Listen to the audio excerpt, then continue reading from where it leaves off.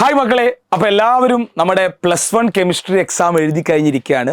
ആദ്യം തന്നെ മക്കളെ, നിങ്ങൾ എക്സാം എങ്ങനെ ഉണ്ടായിരുന്നു എന്നുള്ളതൊന്ന് കമൻറ്റ് ചെയ്യുക. എൻ്റെ ഒപ്പീനിയനിൽ എക്സാം ഒരു അത്യാവശ്യം കുഴപ്പമില്ലാത്ത നല്ലൊരു എക്സാം ആയിരുന്നു. ഈസി ആണോ എന്ന് ചോദിച്ചാൽ ഈസി ആണ്. എന്നാൽ ചില ക്വസ്റ്റ്യൻസ് ഒക്കെ 1-2 ക്വസ്റ്റ്യൻസ് മാത്രം ഒന്ന് കുഴപ്പിച്ചു എന്ന് പറയാം. ബാക്കിയുള്ള എല്ലാ ക്വസ്റ്റ്യൻസും ഡയറക്റ്റ് ആയിരുന്നു. എനിക്ക് തോന്നുന്നു 1 മാർക്കിൻ്റെയും 2 മാർക്കിൻ്റെയും ക്വസ്റ്റ്യൻസിലാണ് 1-2 ക്വസ്റ്റ്യൻസ് കുറച്ചൊരു ഡൗട്ട് വന്നത്. ബാക്കിയുള്ള എല്ലാ ക്വസ്റ്റ്യൻസും എല്ലാ കുട്ടികൾക്കും ഈസി ആയിട്ട് എഴുതാൻ പറ്റുന്ന രീതിയിലുള്ള ക്വസ്റ്റ്യൻ ആയിരുന്നു. നമ്മൾ ഇന്നലെ ലൈവിൽ പഠിപ്പിച്ച ഒരുപാട് ക്വസ്റ്റ്യൻസ്, മാരത്തോണിലും അതുപോലെ തന്നെ ഇന്നലെ രാത്രി എടുത്ത ലൈവിലും പഠിപ്പിച്ച ഒരുപാട് ക്വസ്റ്റ്യൻസ് അതേപോലെ ഡയറക്റ്റ് ആയിട്ട് വന്നു എന്നുള്ളത് വളരെ ഇമ്പോർട്ടൻ്റ് ആയ കാര്യമാണ്. അപ്പോൾ മക്കളെ, ഇനി കെമിസ്ട്രി എക്സാമിനെ കുറിച്ചുള്ള ടെൻഷൻ നമ്മൾ അവിടെ അവസാനിച്ചു കഴിഞ്ഞു. നോർമലി നോക്കുകയാണെങ്കിൽ, ഓവറോൾ പറയുകയാണെങ്കിൽ അത്യാവശ്യം കുഴപ്പമില്ലാത്ത, എല്ലാവർക്കും നല്ല മാർക്ക് സ്കോർ ചെയ്യാൻ പറ്റുന്ന ഒരു ക്വസ്റ്റ്യൻ പേപ്പർ തന്നെയായിരുന്നു. ഭയങ്കര ടഫാക്കി കുട്ടികളെ കുഴപ്പിക്കുന്ന രീതിയിലുള്ള ക്വസ്റ്റ്യൻ പേപ്പർ ഒന്നും അല്ല. എല്ലാവർക്കും ഒരു ആവറേജ് എന്ന് പറയുന്ന കുറേ ആളുകൾ ഉണ്ടാകാം, നല്ല ഈസി ആണെന്ന് പറയുന്ന കുറേ ആളുകളുണ്ട്. അങ്ങനെ ഭയങ്കര ടഫ് ഒന്നും പറയാൻ പറ്റൂല. നോർമലി ചോദിക്കുന്ന ക്വസ്റ്റ്യൻസ് തന്നെയാണ് ചോദിച്ചിട്ടുള്ളത്. അതിൽ ഭയങ്കര ടഫാക്കി നിങ്ങളെ കുഴപ്പിക്കുകയോ അല്ലെങ്കിൽ ക്വസ്റ്റ്യൻസ് ന്യൂമറിക്കൽസ് ഒക്കെ ഒരുപാട് ചോദിക്കുക അങ്ങനെയൊന്നുമില്ല. ഒരു ആവറേജ് ക്വസ്റ്റ്യൻ പേപ്പർ, കുഴപ്പമില്ലാത്ത ക്വസ്റ്റ്യൻ പേപ്പറാണ്. ഈസി ആണെന്ന് പറയുന്ന ഒരുപാട് കുട്ടികളുണ്ട്. അത്യാവശ്യം നല്ല മാർക്ക് സ്കോർ ചെയ്യാൻ പറ്റും എന്നുള്ളത് തന്നെയാണ് ഈ ക്വസ്റ്റ്യൻ പേപ്പറിൽ നമുക്ക് മനസ്സിലാക്കുന്നത്. അപ്പോൾ കെമിസ്ട്രി നിങ്ങളെ കുഴപ്പിച്ചില്ല എന്ന് തന്നെയാണ് പറയാനുള്ളത്. കെമിസ്ട്രി നമ്മൾ പറഞ്ഞ അതേ കാര്യങ്ങൾ ഒരുപാട് ക്വസ്റ്റ്യൻസ് ആയിട്ട് വന്നു. എളുപ്പമായിരുന്നു മക്കളെ. എല്ലാവർക്കും നല്ല സ്കോർ ചെയ്യാൻ പറ്റിയിട്ടുണ്ടാവും തന്നെ പ്രതീക്ഷിക്കുന്നു. ഇനി പറ്റാത്ത ആളുകൾ ഈ എക്സാമിനേഷന് വെച്ചിട്ട് അടുത്ത എക്സാമിനേഷൻ എന്ത് ചെയ്യണം മക്കളെ? നിങ്ങൾ ഓവർകം ചെയ്ത് കൊണ്ടുവരണം. ഇനി നിങ്ങൾക്കറിയാം, ഒരുപാട് എക്സാമുകൾ വരാൻ കിടക്കുകയാണ്.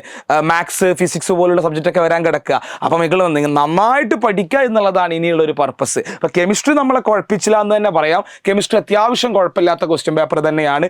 ഡയറക്റ്റ് ഒരുപാട് ക്വസ്റ്റ്യൻസ് ഡയറക്റ്റ് ചോദിച്ചിട്ടുണ്ട് എന്നുള്ളത് പ്രധാനപ്പെട്ട കാര്യം തന്നെയാണ്. നിങ്ങൾക്ക് തോന്നുന്നതിൽ ഒട്ടുമിക്ക ക്വസ്റ്റ്യൻസും ഈസിയാണ്. അങ്ങനെ ഭയങ്കര ടഫായിട്ടൊന്നും ചോദിച്ചിട്ടില്ല. കുറച്ച് ഡെഫിനിഷൻസ് ഒക്കെ അധികം ചോദിച്ചിട്ടുണ്ടെന്ന് തോന്നുന്നു. കുറച്ച് ഡെഫിനിഷൻസ് 1-2 സ്ഥലത്ത് എക്സ്ട്രാ ആയിട്ട്. ഇപ്പോൾ ഇതൊക്കെ ഡിഫൈൻ ദ ഫോളോയിങ് എന്ന് പറയുന്ന ക്വസ്റ്റ്യൻസ് ഒക്കെ കുറച്ച് ചോദിച്ചിട്ടുണ്ട്. എളുപ്പമാണ്, എന്നാലും ആ രീതിയിലുള്ള കുറച്ച് ക്വസ്റ്റ്യൻസ് ഒക്കെ ചോദിച്ചിട്ടുണ്ട്.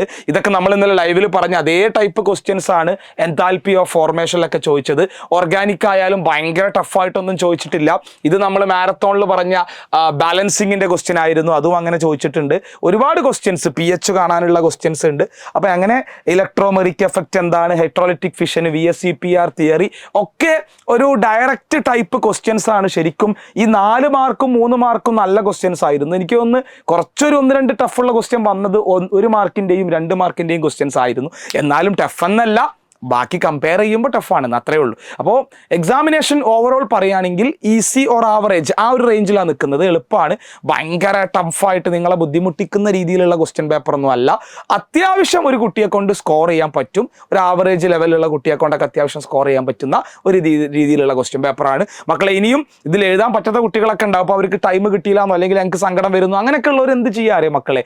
നിങ്ങൾ ഇനിയുള്ള എക്സാം നന്നായിട്ട് ഫോക്കസ് ചെയ്യുക. ഇതിനെക്കുറിച്ച് ആലോചിക്കരുത്. ഒട്ടുമിക്ക ആൾക്കാർക്കും എളുപ്പമാണെന്നാണ് പറയുന്നത്. ഒരു ആവറേജ് എന്ന് പറയുന്ന ഒരു വിഭാഗം കുട്ടികളുണ്ട്. ടഫ് എന്ന് പറയുന്നവർ വളരെ കുറവാണ്. ഉള്ളവരുണ്ടായിരിക്കും. അങ്ങനെ ടഫുള്ള മക്കൾ ടെൻഷൻ ആവരുത്. അടുത്ത എക്സാം നന്നായിട്ട് പഠിച്ച് സെറ്റാക്കുക. അപ്പോൾ ഇനിയും ഇതേപോലെ തന്നെ എക്സാം ഈസി ആവട്ടെ. അത് മാത്രമല്ല, നിങ്ങൾ അടിപൊളിയായിട്ട് പഠിച്ച് മുന്നേറാൻ പറ്റട്ടെ മക്കളെ. All the best.